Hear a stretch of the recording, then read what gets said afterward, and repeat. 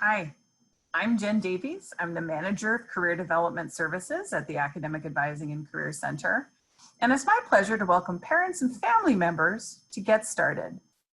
So let's talk about grades in a course. I'd like to start by talking about GPAs.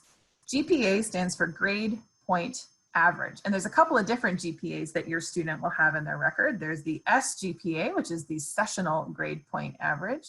And there's the CGPA, which is the cumulative grade point average. Not surprisingly, the SGPA is for the semester and the CGPA is the running total throughout your student's time at the university. In terms of the grades on the left-hand side, a student needs a 50% or higher to pass. If you take a look what kind of grade a student would get for a 50 though, it's a D, and they would get 0.7 out of 4 grade points. So obviously your student's gonna aim a little higher than that. And just so you know, so you can help your student when it comes time to making some of these decisions. If for some reason a course is just not going well, and it happens sometimes, a course is not going well and a student realizes I'm gonna fail a course or just about fail a course. You should know, and your student should know, that an F is going to remain on their transcript.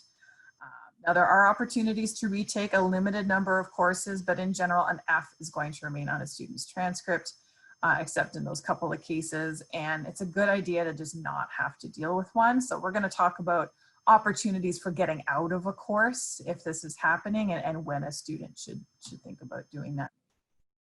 So again, so can a student repeat a failed course? To a certain amount.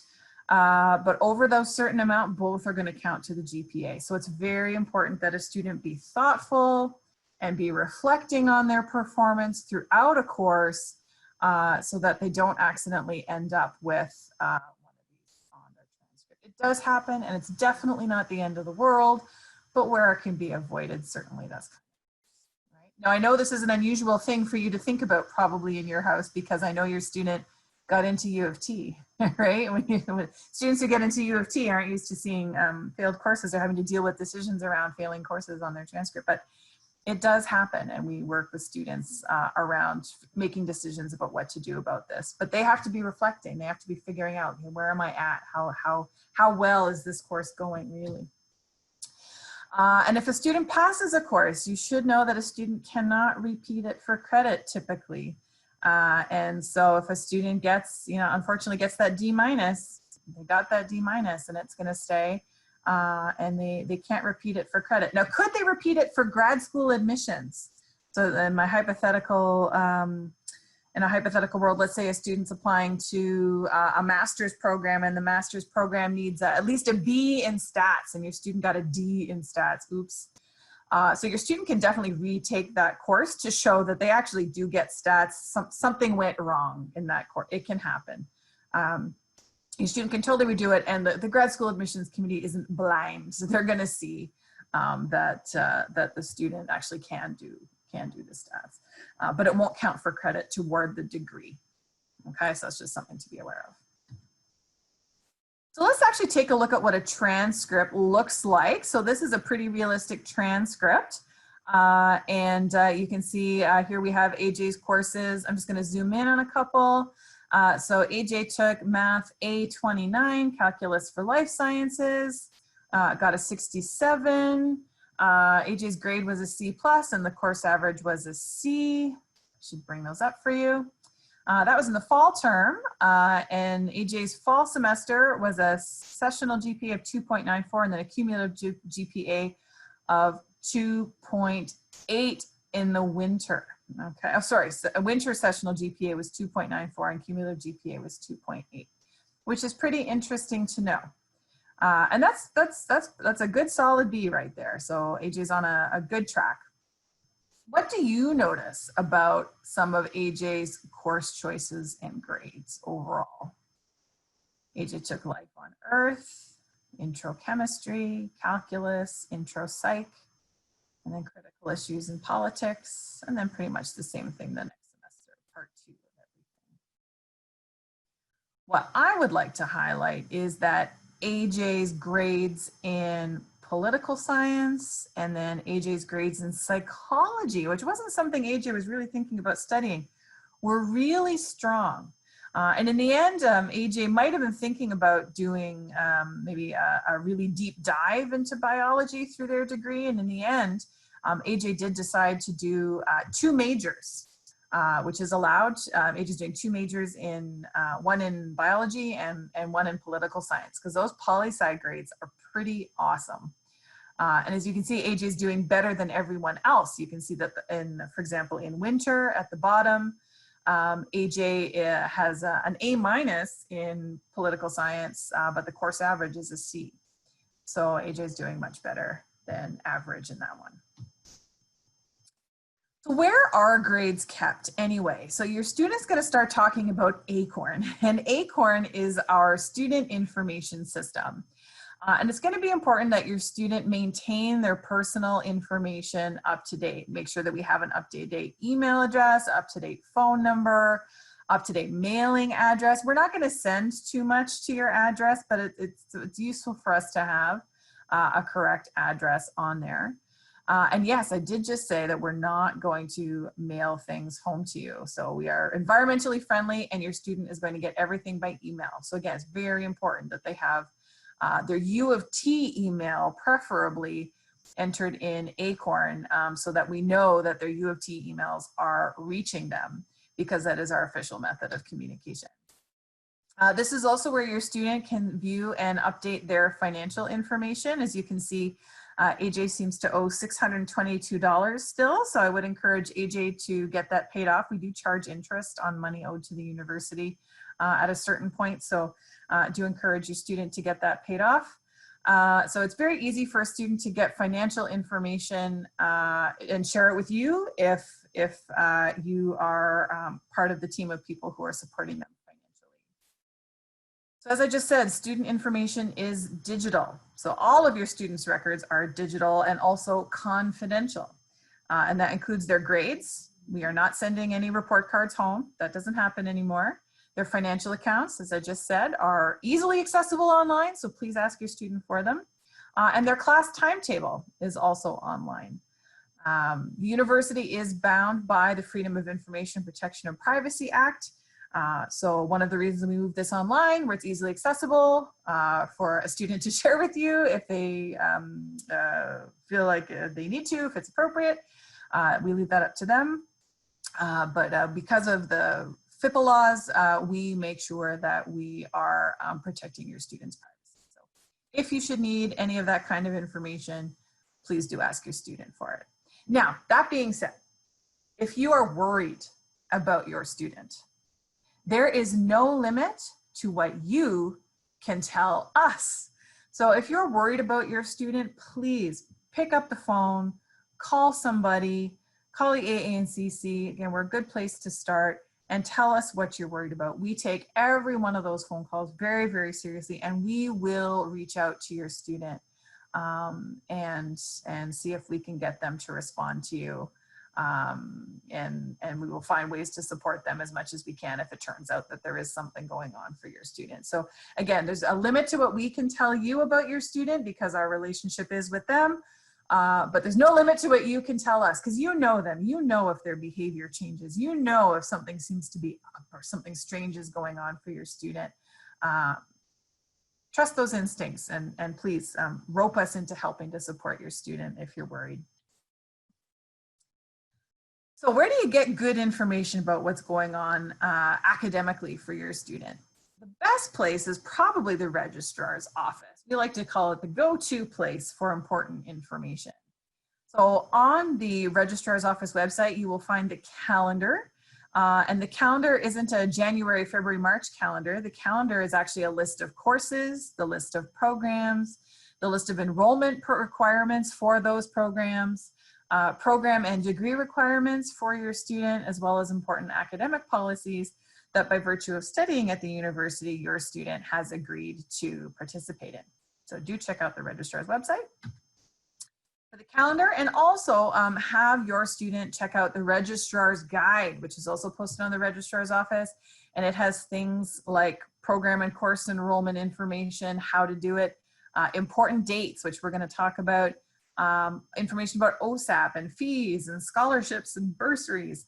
And also, again, emphasizes that there are so many support services on campus. Please, please, please have your student reach out to us or ask us to reach out to your student. So what are some important dates? You might want to take a screenshot of this slide, so I'll smile. There you go. So this is a great slide to screenshot because these are the important dates for this coming year. So this fall, classes start on September 8th, which is the Tuesday after Labor Day, and classes end on December 7th. See, 3-month terms, very quick. Students can add courses up to September 21st, but the automatic wait list is going to end September 16th. So there's still 4 or 5 days in there where your student can try to wiggle into a class if they didn't get into, let's say, sculpture. Our art classes are always very popular. So let's say a student can get into sculpture or painting or something that they really wanted to do. They can still try to, monitor access to that course and try to get in even after the wait list ends. But after September 21st, your student cannot add any new courses. That's it, we're settled. And then we have a reading week. So University of Toronto Scarborough instituted a reading week a few years ago. And so that is the week of Thanksgiving. So they actually have no classes in the week of Thanksgiving, which is nice. But you should know in terms of stress management for your student that you're not going to want to plan a trip away somewhere probably. Consult with them before you do, because your student will have midterm exams, so mid-semester exams for often 1 week before and up to 3 weeks after that reading week. Reading week really is for reading, for catching up on work, catching up on notes, getting ahead on essays and assignments. So please do, consult with your student if you're thinking about doing something special with that week. The course drop date. So we talked about maybe if a course is really not going well and your student's actually worried about maybe having a really poor grade on their transcript. The course drop date is November 23rd. So how would a student know that they might want to drop a course? Well, we recommend that a student pay attention to their grades. So by November 23rd, they'll have their midterm exam grades back, or they should. By November 23rd, they'll have some other assignment grades back, probably quiz grades. And so your student should really be reflecting on those grades. How am I really doing here? And if it's really not going well, the student really may want to consider getting out of that course on or before November 23rd. But there's still another chance. So if a student didn't realize just how not well a course was doing, there is still an opportunity to do what's called course late withdrawal up to the last day of class. Notice December 7th is the last day of class. So there's still a chance as of the last day of class to do what's called a late withdrawal. Now, if a student drops on November 23rd, it's like the course never happened. Like maybe your student was in 4 courses and now they're in 3. No, nobody would ever know that they started with 4. If your student drops it between November 24th and December 7th, what that means is the course will still appear on their transcript with just 3 little letters, LWD, late withdrawal, but no other information about it. So it'll show that your student was still thinking ahead, right? So in terms of like a medical school application or something, it'll still show that your student was planning and thoughtful and realized just a little too late that it wasn't going well and still had the thought to get out. Your student could also, though, so up to December 7th, your student could apply a cool rule that I don't think existed when I was in school, which is called the credit, no credit rule. So your student can do this only for a certain number of courses, but it's a pretty cool rule for those certain number of courses. Your student can say, okay, this is not an important course. Again, let's say sculpture or painting or, and I'm not a studio major, right? I'm a biology student. I took this course for fun. Turned out it wasn't so much fun, at least not in terms of the grades. So what can I do about this? So if it's a course that doesn't really matter toward your student's program, but it matters toward completing their degree because they need so many credits, right, to finish their degree. They need so many courses completed. What they can do is say, okay, I think I can pull off like a 55 or 60 based on my grades so far. So I'm going to apply the credit, no credit rule. That means if the student passes, still appears on their transcript, but it says CR, credit, 0.5 they get half a credit for it, or 1.0, they get a credit for it, whatever it was.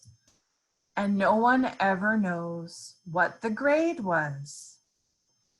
Let's say the student's wrong. They thought they were going to get a 50 and they didn't, okay? Obviously they didn't, because if they applied credit, no credit, it'll say the name of the course and it'll say NCR, no credit, 0, no credits for it.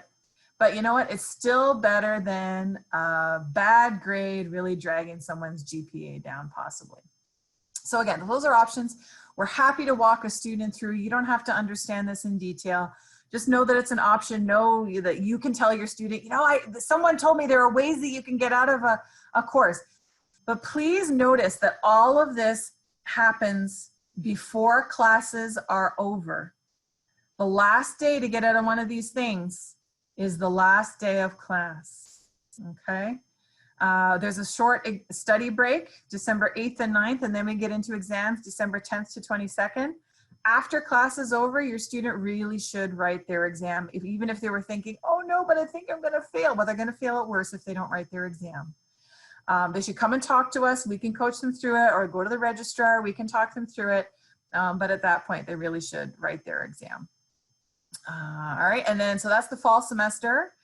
And then the winter semester, we come back and do it all again. So winter semester starts up January 4th, which is the first Monday back, I believe, after the new year. We have, again, opportunities to add courses up to January 18th. We have reading week, the week of Family Day in mid-February. Please take note that we have no March break. And if you have other, family members, children in your household who are in the public system or in some other kind of school where they have March break, I do apologize that your student does not have a March break. And I would like to encourage you not to go to Disney World during the March break, because if you look at my notes on when midterms happen for up to 3 weeks after our reading week, which will run into March break, and we do not reschedule exams for Walt Disney. Sorry, Walt, doesn't happen. So please do not whisk your student off to Disney World at any point when there is a chance that they could have an exam, which includes during the exam period. So April 9th to 23rd is the exam period in the winter semester. So assuming airline travel is allowed again, do not book airline tickets any earlier than April 24th, please, just in case your student has an exam on the last day of the exam period.